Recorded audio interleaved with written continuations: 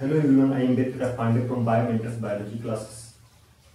Ved Biology is my YouTube channel. मैं इस बात करने वाला हूँ हिंदी मीडियम स्टूडेंट के लिए मानव पूर्वजों का विकास कैसे हुआ। मानव पूर्वज जो थे उनसे जुड़ी हुई सारी बातों पर चर्चा करने वाले हैं। प्रोप्लियोपिथेकस से लेकर होमो सेपियंस तक की बात करने वाला हूँ। कैसे कैसे मानव जाति का उद्भव हुआ, उसमें क्या क्या गूढ़ रहस्य रहे, कैसे कैसे उनका बर्ताव अलग होता गया, समाज के प्रति उनका जो प्रतिनिधित्व था वो कैसा रहा, उस समय संस्कृति क्या थी, क्या कल्चर थे, कैसे सभ्यताएं थी, उनका शारीरिक स्ट्रक्चर कैसे थे, वे कैसे बंदरों के भांति कपियों के भांति वनों में रहा करते थे, आग कैसे जलाए, इस सारी बातों पर चर्चा करेंगे। हम लोगों से भी, होमो सेपियंस से भी तेज मस्तिष्क वाले प्राणी इस धरती पर कब आए, उन सारी बातों पर चर्चा करेंगे। तो देखिए स्टार्ट करते हैं। सबसे पहले मानव पूर्वज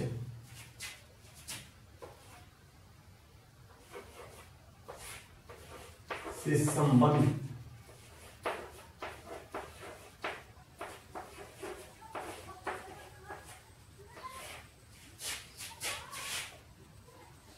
जीव, मानव पूर्वज से संबंधित जीवों के विषय में चर्चा करें। तो मानव पूर्वज से संबंधित कौन कौन से जीव रहे हैं। बाबू, मानव पूर्वज से संबंधित जीवों का जो हमें एविडेंस के तौर पर साक्ष्य मिलते हैं, वो सबसे पहला जो नाम है प्रोप्लियोपिथेकस का आता है। किसका आता है? प्रोप्लियोपिथेकस का आता है। प्रोप्लियोपिथेकस।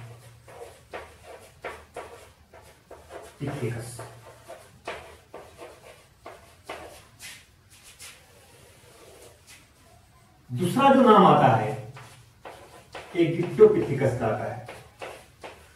एगिप्टोपिथेकस।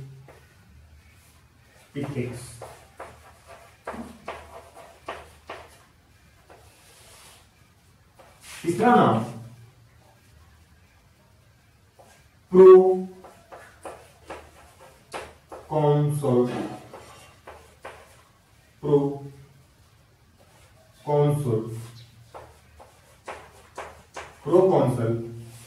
चौथा नाम ड्रायोपिथेकस।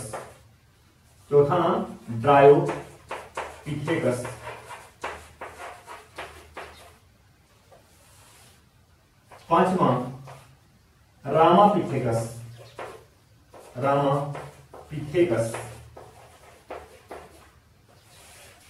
छठवां शिवापिथेकस। आप लोग लिखते चले, शिवापिथेकस। सातवां केन्यापिथेकस।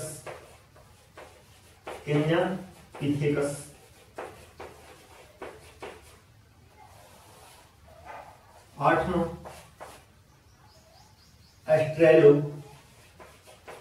ऑस्ट्रेलोपिथेकस।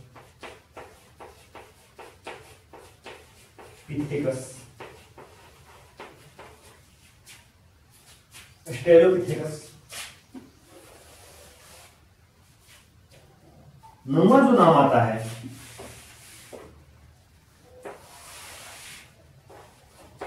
क्या आता है? होमो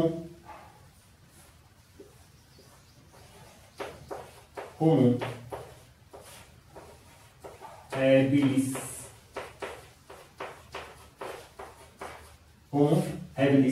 दसवां नाम आता है होमो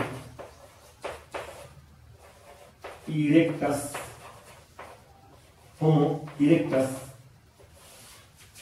ग्यारहवां जो नाम है क्रोमैग्नोन।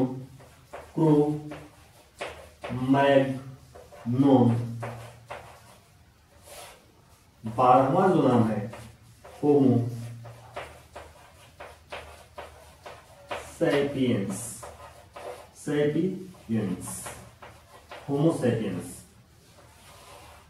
ये 12 नाम मानव पूर्वज से जुड़े हुए। अब एक एक के विषय में हम लोग बात करेंगे।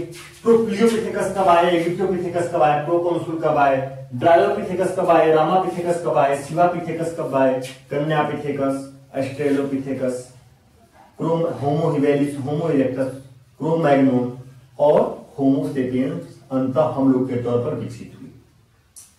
इन सारी बातों को अब क्रमागत हम लोग पढ़ते चलेंगे। तो चलिए सबसे पहले हम प्रोप्लियोपिथेकस के विषय में बात करते हैं।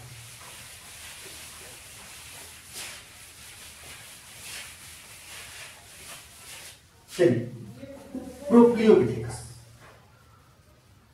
प्रोप्लियोपिथेकस का उद्भव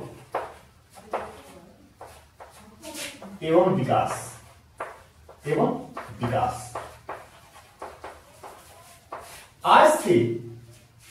आज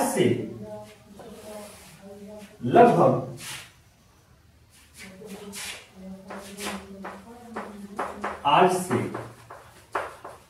लगभग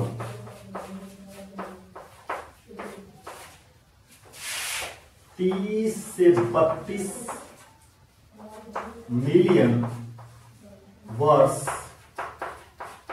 पूर्व हुआ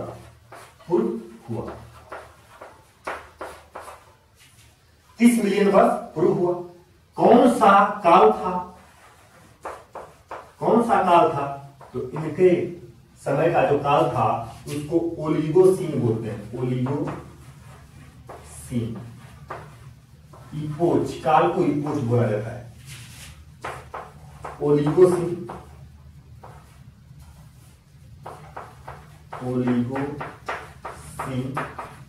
काल। ओलिगोसीन काल में इनका उद्भव और विकास हुआ। एक कपी के रूप में थे। दूसरा नाम आता है एगिप्टोपिथेकस। जो दूसरा नाम है क्या है?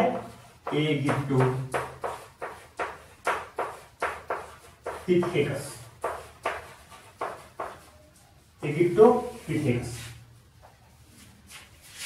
इनका जो उद्भव और विकास हुआ था बाबू, इनका उद्भव और विकास जो हुआ था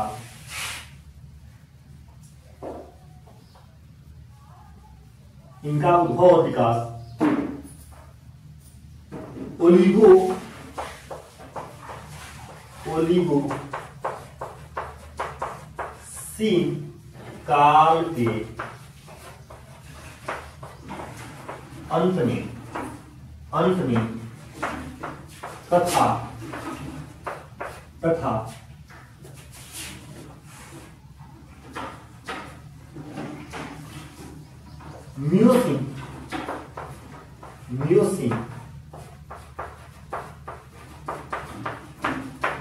मियोसीन काल के प्रारंभ में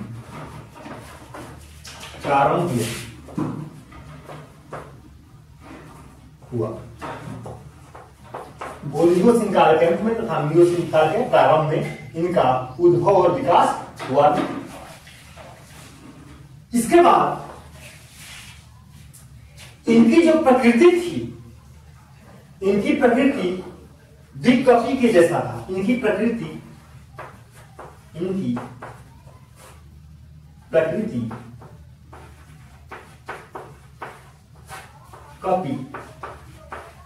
कॉपी मतलब चिंपैंजी वगैरह जैसा। चिंपैंजी, लंगूर, ओरंगुटान, ये सब के जैसे कॉपी जैसा। ठीक। तीसरा जो नाम आता है क्या आता है? प्रोकॉन्सुल। क्या आता है?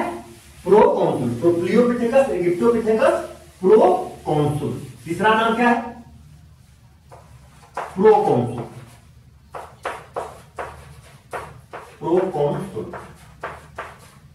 प्रोकॉन्सुल जो है, इनका उद्भव और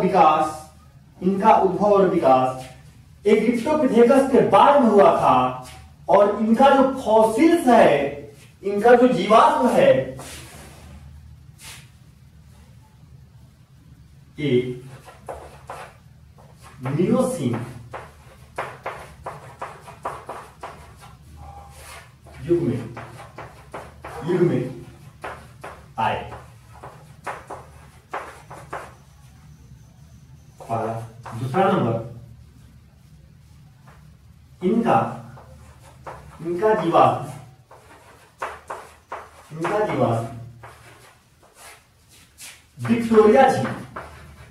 विक्टोरिया झील के पास मिला। मियोसीन चट्टानों में मिला।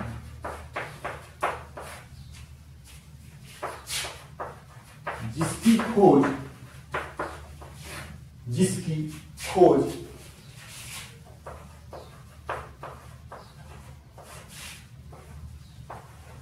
लेखी ने की। ये भी 4 पांव पर चलने वाले थे। ये भी जो थे 4 पांव पर चलने वाले हैं। लिखना होगा तो लिख लीजिए। प्रोक्लियोपिथेकस के बाद चौथा नाम आता है ड्रायोपिथेकस का। किसका आता है? प्रोकॉन्सुल के बाद चौथा नाम किसका आता है? ड्रायोपिथेकस।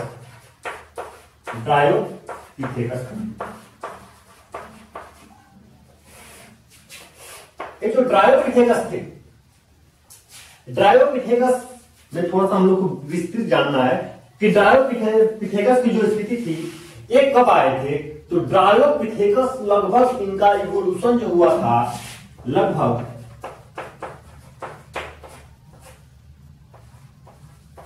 15 से 20 मिलियन वर्ष पूर्व हुआ। 15 से 20 मिलियन वर्ष पूर्व पहला नंबर। इनकी जो दूसरी प्रकृति थी, ये 4 पांव पर चलने वाले थे। क्या थे? 4 पांव पर चलते थे। 4 पांव पर चलते थे। इनका जबड़ा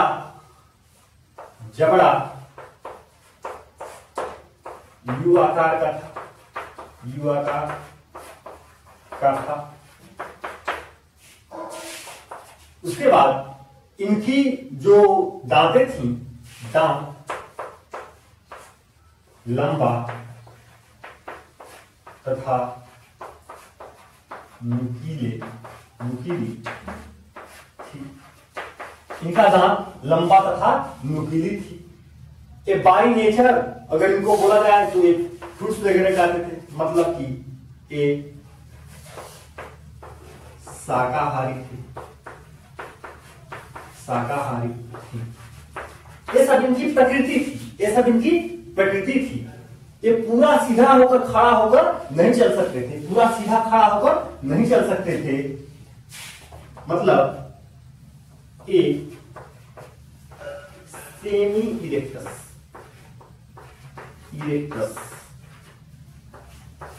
और सीधा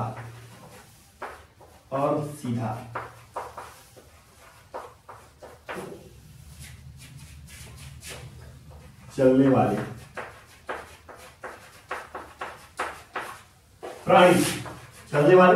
प्राणी थे।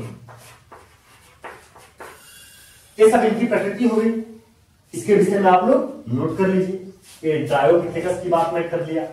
अब इसके आगे मैं बात करूंगा रामापिथेकस, शिवापिथेकस, पिनापिथेकस।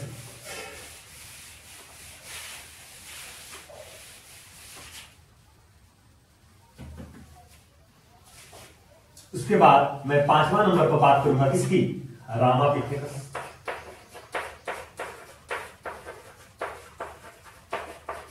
और 6वां नंबर पे शिवापिथेकस।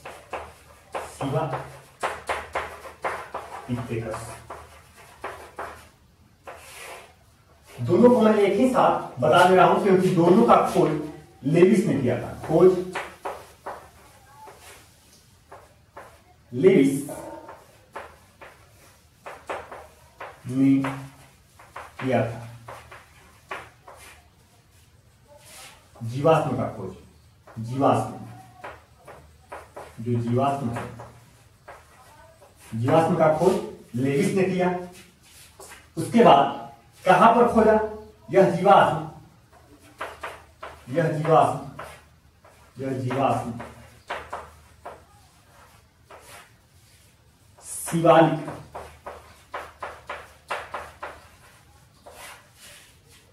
के पहाड़ियों में मिला, के पहाड़ियों में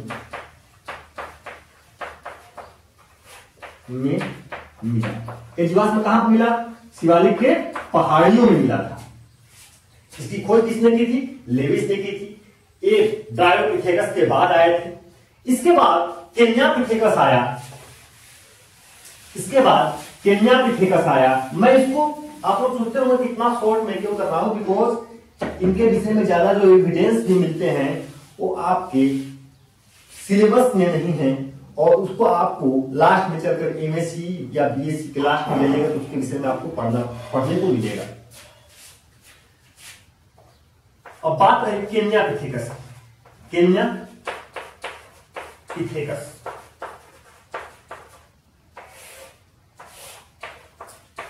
केन्यापिथेकस का खोज इसके जीवाश्म, इसकी जीवाश्म, इसकी जीवाश्म को लेकी ने केन्या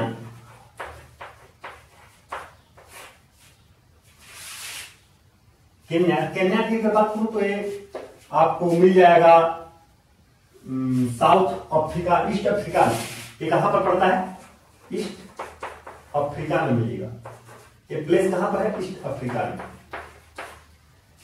केन्या के पास खोजा था, केन्या के पास खोजा था। इनका उद्भव और विकास, इनका उद्भव एवं विकास, इनका उद्भव एवं विकास लगभग प्लियोसीन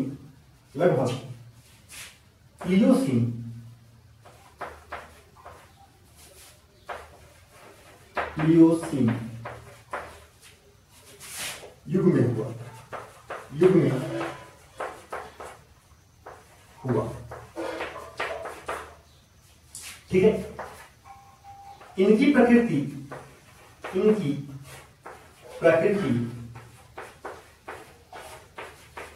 सामान्यतः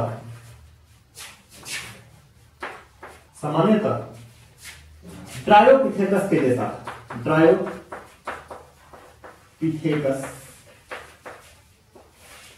जैसा। इनकी प्रकृति समानता ड्रायोपिथेकस के जैसा था। ये तो बात होगी बाबू केन्यापिथेकस।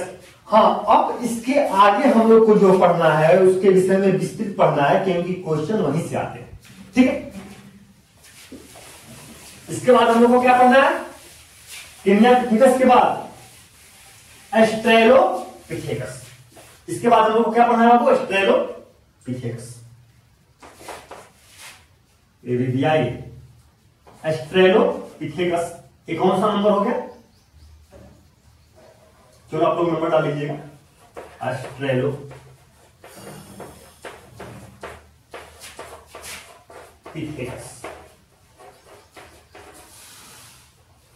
ये लगभग 8वां नंबर होगा। 8वां नंबर देख लीजिएगा आप। ऑस्ट्रेलोपिथेकस में जो कंडीशन है, ऑस्ट्रेलोपिथेकस की प्रकृति, इनको connecting link between app and human कहा जाता है, मतलब कि संयोजी कड़ी बोला जाता है। इनके कुछ लक्षण मनुष्य के जैसा भी था और कुछ लक्षण कपी के जैसा था, जो चिंपैंजी वगैरह के जैसे थे। इसलिए क्योंकि इनमें दोनों प्रकार के लक्षण पाए जाते थे, जैसे कि इनका जो जबड़ा था उसकी प्रकृति, इनके चलने का ढंग, इससे बाइपेडल चलते थे, 2 पांव से नहीं चलते थे। ये सारे कंडीशन को लेकर इनका जो जेनेटिक मॉडिफिकेशन था, जो अनुवांशिक मॉडिफिकेशन था, वो भी मनुष्य के जैसा कुछ देखा गया। इन सारी पहलुओं पर हम चर्चा करने वाले हैं। ऑस्ट्रेलोपिथेकस ये कब आए? तो ये लगभग 3 से 2 मिलियन वर्ष पूर्व में इनका उद्भव हुआ। 3 से 2 मिलियन वर्ष पूर्व में इनका उद्भव हुआ। इनकी जो प्रकृति थी, इनको क्या बोला जाता था? संयोजी कड़ी। ये संयोजी कड़ी।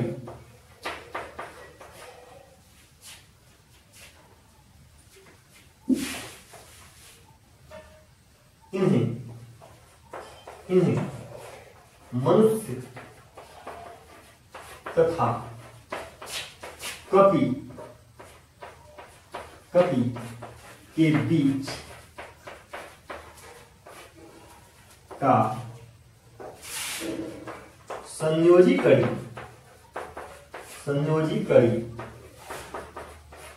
कहा जाता है, क्योंकि यहीं से मनुष्य बंदरों से लगभग मनुष्य के रूप में हम लोग आना शुरू हुए। कहां से? ऑस्ट्रेलोपिथेकस से। कहां से? ऑस्ट्रेलोपिथेकस से। इसलिए इन्हें मनुष्य तथा कपि के बीच का संयोजी कड़ी भी कहा जाता है। ठीक है। और क्या इनमें लक्षण थे? इनमें जो मुख्य लक्षण ये था कि इनकी सबसे पहले फॉसिल्स प्रोफेसर रेमोंड डार्ट के द्वारा मिला। इसकी फॉसिल्स कहां मिले? इनके जीवाश्म को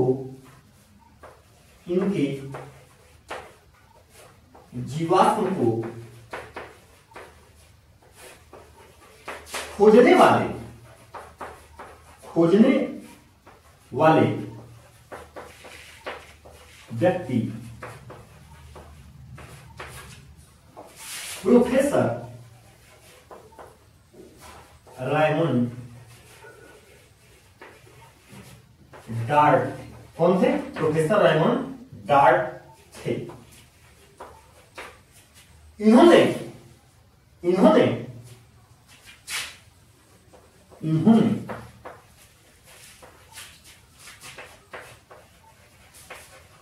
टॉम नामक जगह पर 5 से 6 वर्ष के बच्चे का खोपड़ी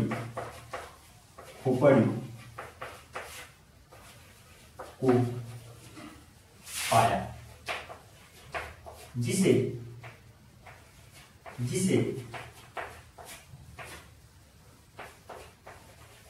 टॉम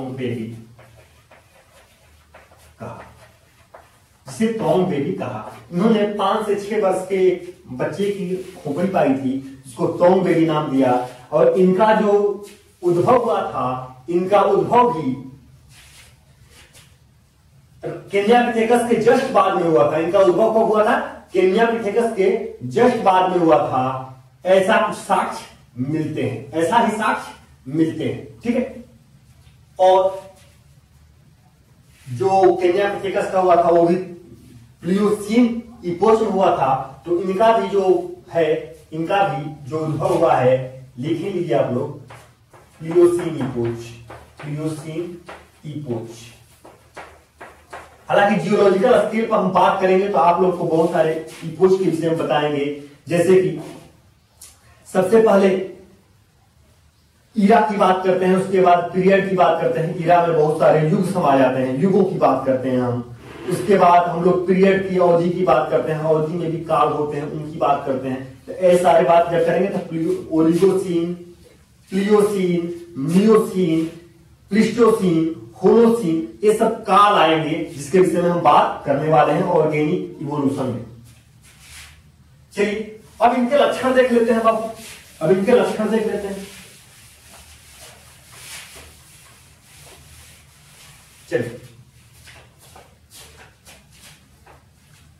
फटाफट इनके लक्षण पर बात कर लेते हैं। इनके कपि जैसा लक्षण, कपि जैसा लक्षण कौन कौन से थे, फटाफट नोट कर लीजिएगा। पहला नंबर यू शेप जबड़ा,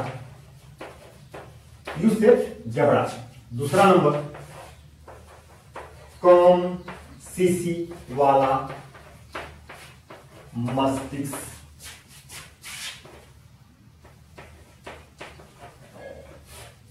सीसी का मतलब होता है क्रेनियल कैपेसिटी, क्रेनियल कैपेसिटी, मस्तिष्क का क्रेनियल कैपेसिटी सीसी का मतलब होता है। तीसरा नंबर इनकी जो आईब्रो था, आईब्रो पर बाल मौजूद थे, बाल मौजूद थे। चौथा नंबर इनकी जो पूरी बॉडी थी, बॉडी पर बाल ज्यादा थे, बाल की अधिकता,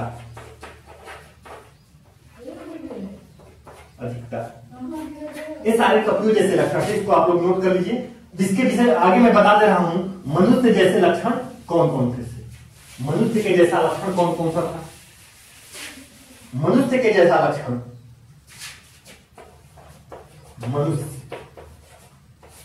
मनुष्य जैसा लक्षण पहला नंबर, ये बाइपेडल चलते थे, ये बाइपेडल द्विपाद